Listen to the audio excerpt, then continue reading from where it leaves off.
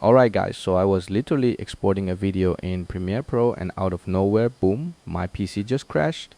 And then I got this error on the screen saying your device ran into a problem and needs to restart with the stop code kernel data INPAGE ERROR. And I know a lot of you guys are probably getting this same issue, especially while exporting, because that's exactly when it hit me too.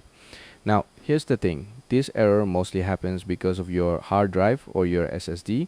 And the reason I'm saying that is because before this crash, I was already getting a bunch of disk-related problems, like sometimes Premiere Pro would fail to export, or it would show error completing render, and even Windows was asking me to restart to repair the drive. So at that point, it was pretty clear. Something is wrong with the disk. So here's what I did, and honestly this is the easiest fix you can try first. I just completely shut down my PC, opened up the cabinet, and then I removed the SATA cable from my hard drive and plugged it back in properly. Make sure it's tight, not loose or anything. After that, I turned the PC back on.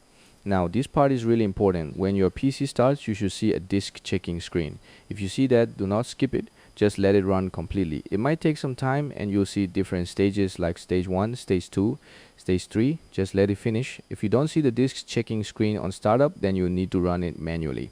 I didn't include that in this video because it takes longer, but I've made a separate video for that, so you can check that out. Once the disk checking is done, Windows basically fixes the errors on your drive automatically. After that, I opened Premiere Pro again, tried exporting the same video, and this time no crash, no blue screen, nothing. Everything worked perfectly fine. So yeah, if you're getting this kernel data INPAGE ERROR while exporting or doing heavy tasks, there's a high chance it's your drive causing the issue, and this simple fix might save you a lot of headache. If this video helped you, make sure to drop a like and subscribe for more quick and simple fixes like this.